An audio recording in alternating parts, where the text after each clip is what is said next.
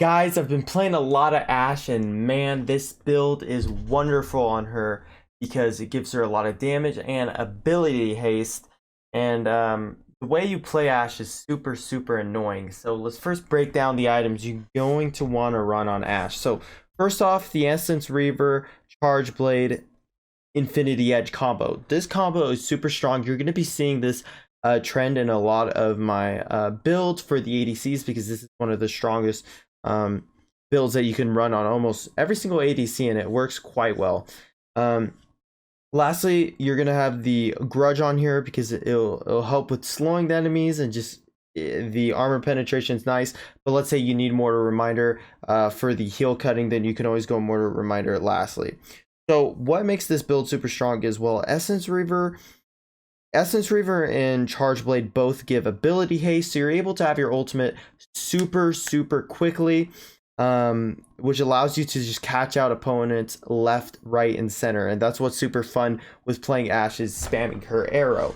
And the Charge Blade is actually super strong when it comes to just your damage output potential. And you're actually able to proc the Radiance charges because of your W or your skill 2. You have it up every like 3 seconds once you max it out, which is pretty crazy. Now for the runes, you're going to want to run Conquer, Hunter Vampirism, Hunter Titan, and Sweet Tooth. You could switch the Hunter Vampirism for Brutal. It really depends. If you feel like you need that extra early game boost, then run Brutal. But if you feel like you're going to be all right, then run Hunter Vampirism because it helps with having some vamp in your build. Hunter Titan is just really good for the tenacity, and Sweet Tooth is obviously for the lane. Now for the spells, you're going to want to run Heal and Flash. And yeah, guys, I've been spamming a bunch of Ashe lately, and I've actually been enjoying it. I've been playing on my main account. I'm having so much fun. Like I said, all you got to do is get level 5 and you just start ulting people off cooldown just like that. So I hope you guys do enjoy. Make sure to sub up if you're new here. We're on the road to 50k, and we got a bunch more ADC videos slash build videos coming out soon. So make sure to be ready for that. And with that, let's get right on into the gameplay. Alright guys, we're now in one of the games where I played Ashe, and man, I went crazy. I will not lie to you guys. This Ashe build is actually phenomenal. I mean, me and Selma, we were just besting around, and we decided to run Ashe Seraphine. And the reason behind why we've been running Ashe Seraphine is it's just super annoying. We just arrow someone, and then we use the Seraphine ult on top of it, which is super hard to actually play into. So yeah, on Ashe, the first thing you want to do, guys, is make sure you're maxing out your skill 2. That was actually a thing I used to not do until very recently. Is you really actually want to max your skill 2 because you're able to because your skill 2 is actually the ability that got buffed in like patch 2.3 something, and it was actually very strong. Also, your skill 2 is what's going to be the thing that's stacking your Charge Blade. And right here you can see us just comboing Corki, and he is just so low. We go for the flash play and we get the kill onto Corki. Once you get the kill onto the Corki, you want to shove out the lane as quick as possible. So right here you're seeing us wanting to shove this wave. Ashe's laning phase is actually decent if you have an enchanter, because she actually has quite a long range for an ADC. For example, she outranks Kai'Sa, Lucian, Tristana in the early game, because she actually has a decent range. But the thing is though, she doesn't do too much damage unless she's actually able to land her skill 2, and maybe if she has a couple of stacks on her skill 1, that's a great way for her to apply damage. With Ashe, the game plan should always be getting level 5 and then looking for picks. The best way to trying to think of a champion that once you get level 5 you want to fight with, but I mean, Ashe literally at level 5 you want to fight. Right here, Selma and we take a little fight right here, but honestly our aggro that we decided to focus, like I kind of went on Nami, and then I went on to... Oh, right here it's so sus, but Selma was able to pick up the kill. But yeah, the target focus right there wasn't the best, but yeah, guys. So what makes this build so amazing is, oh, look at this, guys. I get level 5. Look, Lucian decides to rotate up, and boom, I just hit him with a massive arrow on top of the Seraphine charm. I mean, come on, dude. That is disgusting. And we're about to get to see we're looking at the gold right now. I'm already super fed. I have 3,300 gold basically, and I'm able to get the Essence Reaver. I'm pretty stacked up right now. I'm pretty fed. I mean, after this, usually the game is quickly over. Essence Reaver is such a huge power spikes on Ashe, Lucian, Corki. I mean, dude, Essence Reaver is actually dominating the Rift right now. Right here, Corki actually picks up the kill on Shyvana. I wish I actually showed what that Shyvana did, but that Shyvana played it so badly. But man, you guys could see that skill 2 damage from my arrows. It's actually pretty disgusting. And also, you can see the fact that my ultimate is up yet again. So now that my ultimate's up, I'm gonna be trying to look for another kill. Garen is like, I don't know what this Garen was doing, but he actually ended up just killing himself. I used my ult. But let's check the cooldown. 45 seconds. Not bad for level 1 ulti, or 1 point into your ulti. But you actually get so much ability haste with going the Essence Reaver Charge Blade. Now, personally, I actually think Charge Blade is currently broken, and I think I could definitely see the Wild Rift Balance team change that item up, because it's actually just so OP. And look, guys, 15 seconds on my arrow already. I mean, dude, that's insane. And also, you can see the skill 2. It covers such a wide range, and also it has a low cooldown, so that's why it's so important to be upgrading that ability first. You literally see me use it so much just to clear the wave.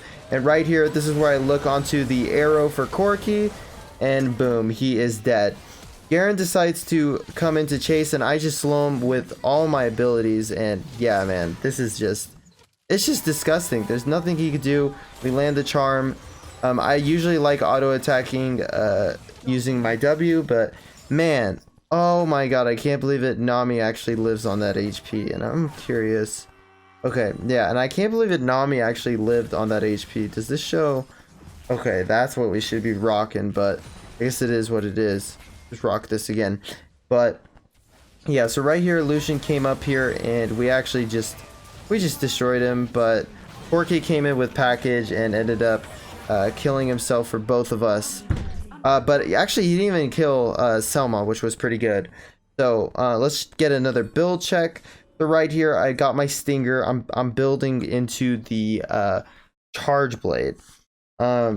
Charge Blade, man, it works so well with Ashe, because it helps her damage output, because Ashe in the past has really been lacking damage, especially with the Blade of the Rune King IE build that I used to use, or even I've seen the route of where some players used to run Man Immune on Ashe, and basically they would just poke with their skill 2 24/7, and obviously ult when their abilities on cooldown. Right here, I get a nice clean hit onto Nami, but right here, I'm kind of in an iffy situation. I ended up assisting my teammates, but right here, I'm just like in a bad spot. I'm just using my skill 2 to literally poke them with the arrows.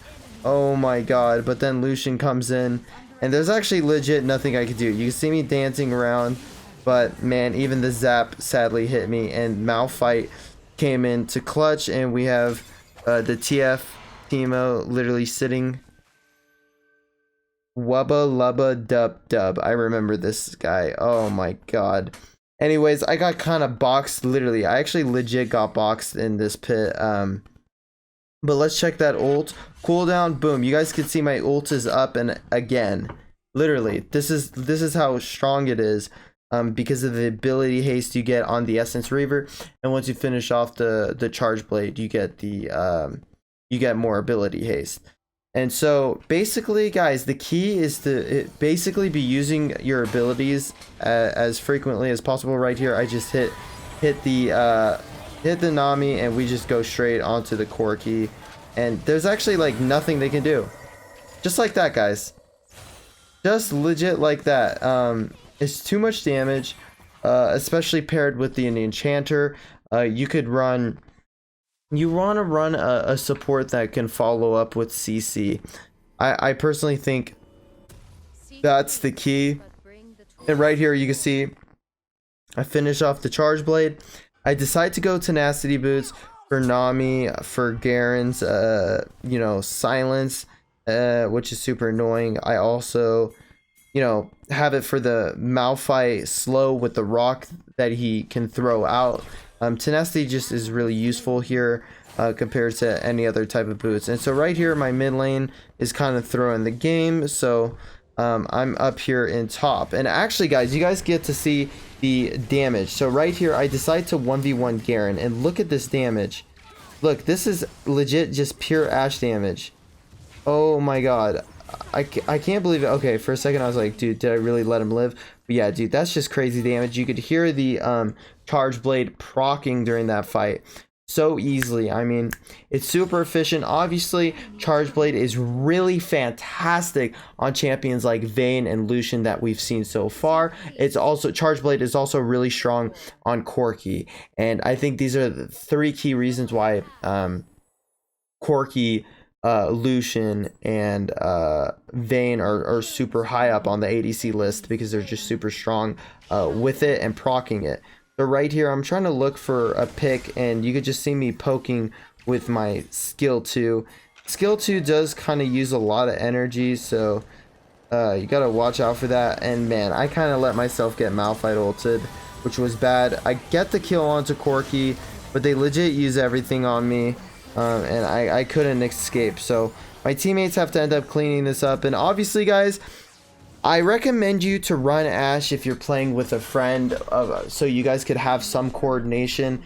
Ashe is definitely not one of those solo queue champions at all. She definitely succeeds when it comes to playing with a coordinated team, and I think she actually has a spot in the meta finally. Especially in certain situations. If you're against squishies, you could easily catch them out with the ultimate, or if you just need that 80, let's say you have a lot of damage on your team already, like let's say you got a Katarina and a Akali, for example, on your team. Well, that's a lot of damage. You could just play a utility ADC.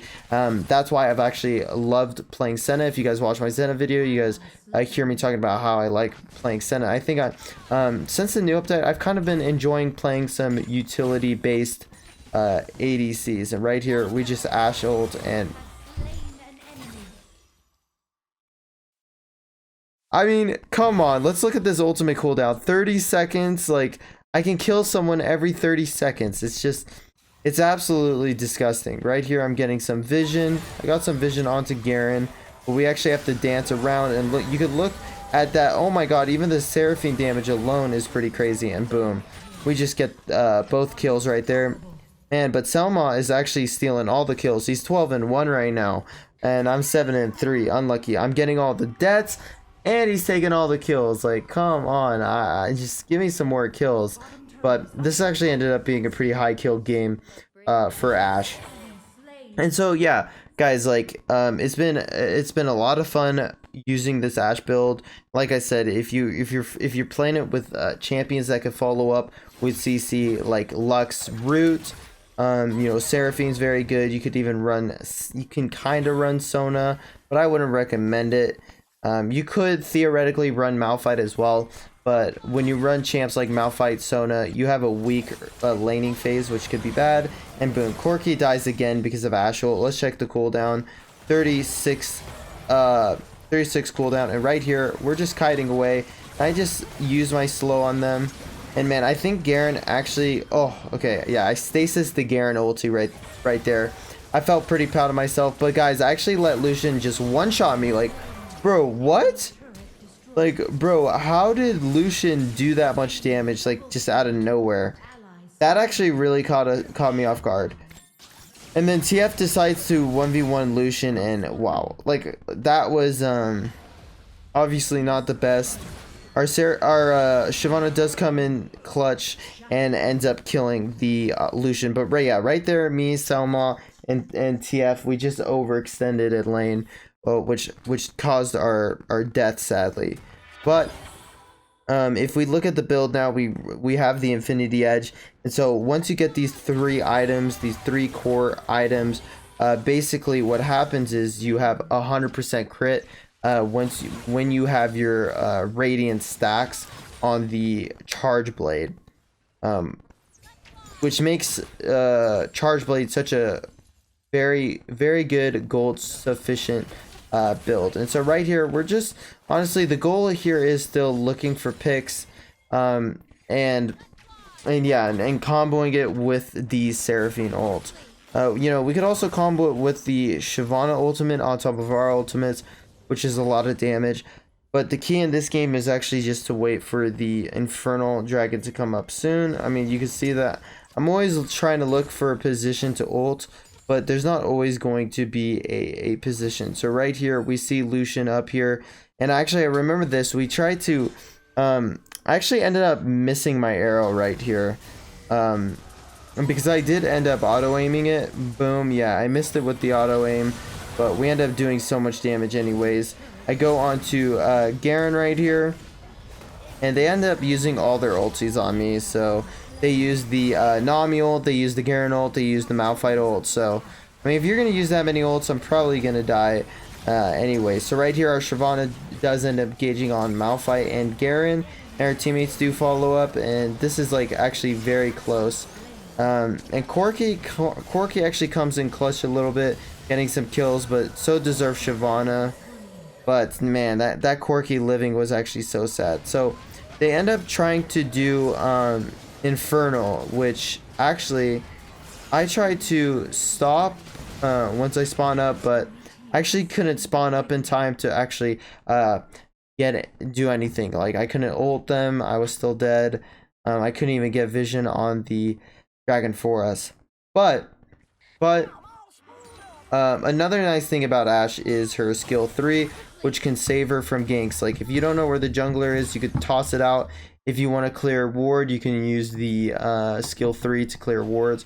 I mean, there's so many options for this. And right here, I just get vision on the entire enemy team just like that, which is also super nice. And so right here, I'm still looking for the best Ashe ult I possibly could get.